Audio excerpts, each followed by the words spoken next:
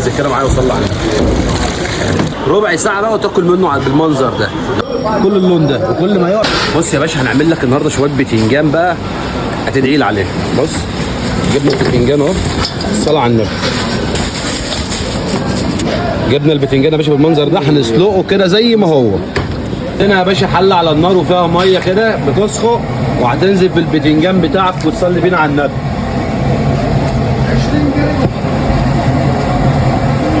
بص يا باشا بوله زي دي كده فيها نص ميه عشان نغطس فيها البتنجان عشان كله يستوي معايا.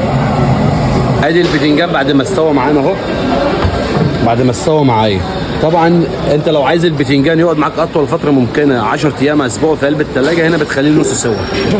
بص البتنجانه بالقمع، هتقول لي اللي انت سلقته بالقمع، هنقول لك عشان عايزه بقلبه ابيض كده كده اهو.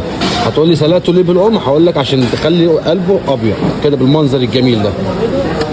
بص بص بص بص بص بص بص بص.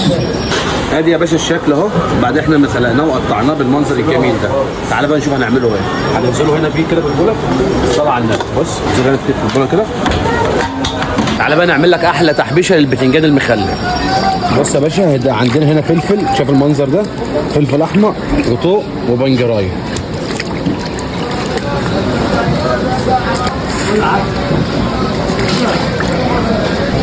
بص يا باشا تنزل كده بالفلفل بتاعك هنا في الكبه،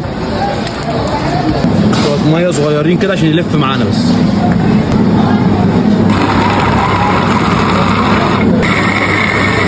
بالمنظر الحلو ده كده يا غالي، شايف الجمال ده؟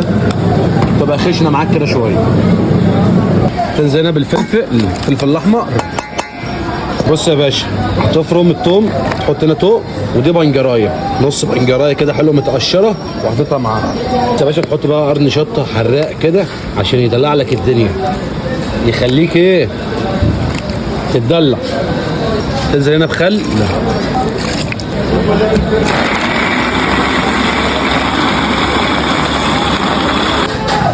بالمنظر ده كده يا باشا.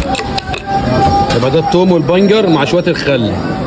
هتنزل انت هنا يا باشا بالثوم والبنجر مع على الفلفل.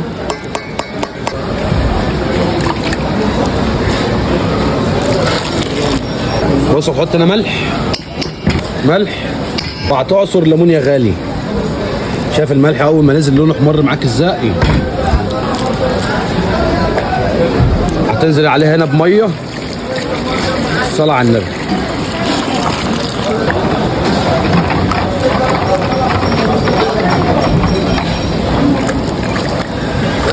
اهم خطوه هنا يا باشا انك تدوق الدقه اللي انت عاملها، الخلطه اللي انت عاملها. لو هي مالحه زياده هتحط لها ميه، لو هي عايزه ملح ضيف لها ملح عشان تظبط الملح بتاعها.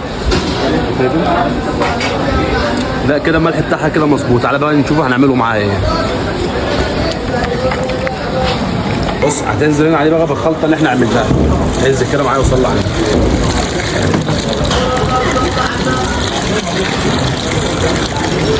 صلى على النبي.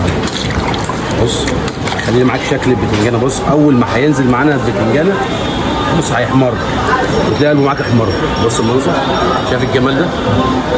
بص ربع ساعه بقى وتاكل منه بالمنظر ده. لو انت عايزه هو معاك اسبوع في قلب الثلاجه لازما تعمله نص سوا. هتقول لي ليه سلقت البتنجان بالقمع؟ هقول لك علشان خاطر يطلع معايا باللون الابيض. انا عايز قلب بتنجان ابيض عشان لما نعمل له الخلطه الحمراء يجي لي معاك اللون البنفسجي اللي انت بتحبه. شايف الحلاوه دي؟ الصلاه على النبي عليه يا جماله. ده بقى يا باشا اللي يفتح نفسك على الاكل وصلي بينا على النبي. جربها بالطريقه دي وادعي لي دعوه حلوه من عندي.